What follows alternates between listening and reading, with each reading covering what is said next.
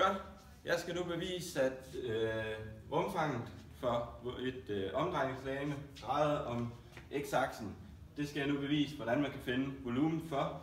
Og det vil jeg så gøre her, hvor jeg har indtegnet i et koordinatsystem en funktion f af x, den har jeg kaldt den her. Så har jeg indtegnet to parallelle linjer med y-aksen her, vil I se, at jeg har tegnet ind her. Og hvor jeg så har kaldt den ene for x er lig a, og den anden for x er lig med b. Og de her to linjer sammen med funktionen, de danner så en punktmængde, som jeg lige kan skravere her. Og der kan vi nok forestille os, at hvis vi tager den her punktmængde og drejer 360 grader rundt om x-aksen, så vil vi få et omdrejningslegeme.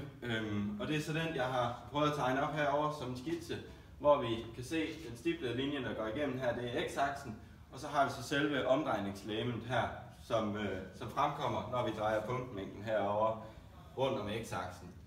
Og ved at vi så nu vil prøve at kigge på, hvordan man får fundet rumfanget af den, så vil vi gøre det, at vi udtager en lille skive af den,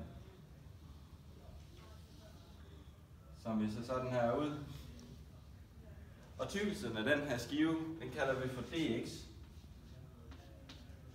Og så ved vi yderligere om den her skive, at den må have radius herfra, som går herude fra omdrejningslegemet yderkant, og så ind til center herinde.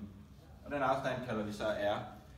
Hvis vi tager den her skive og kigger på den over i vores koordinatsystem herover, så hvis vi tog den og indtegner den her, så vil den ligge lige omkring her omkring. Og så vil vi så få det, der minder meget om et rektangel, hvor vi igen ved, at den har tykkelsen dx. Og hvor vi så ved, at afstanden herfra og herop til, det er svarende til den, vi har her, som altså er længden r. Men det vi yderligere ved, det er så, at vi kan, i stedet for at skrive r, så ved vi jo så, at det må være funktionsmængden herude, altså f af x. Og derfor må vi kan skrive, at r det er lig med f af x. Og det drager vi nu videre til, når vi så vil bestemme rumfanget af den skive her.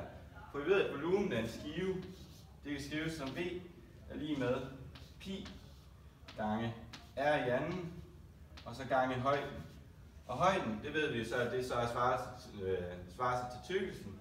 Og derfor kan vi så opskrive volumen for selve skiven her. Det bliver v er lig med pi gange, og så r i anden, det bliver så f af x i anden, og så gange højden, som er dx. Og så fordi det er et differentielt volumen, vi har med at gøre, altså det er et meget lille volumen, vi arbejder med, så skriver vi lige sådan en lille d foran her. Når vi så vil have fundet areal, eller ikke areal, rumfanget selvfølgelig, af hele omdrejningslegemet her, så skal vi jo så have fundet volumen af alle de her små skiver her, hele vejen hen langs. Og det vil så egentlig sige, at det gør vi ved at integrere fra a til b. Så vi opskriver her, at volumen af omdrejningslegemet, det får vi ved at sige, at vi tager integralet fra a til b, og så indsætter vi det her inden for integralet, fordi det er det, vi skal integrere, og så får vi altså pi gange f af x i anden, vi kan skrive her, gange dx.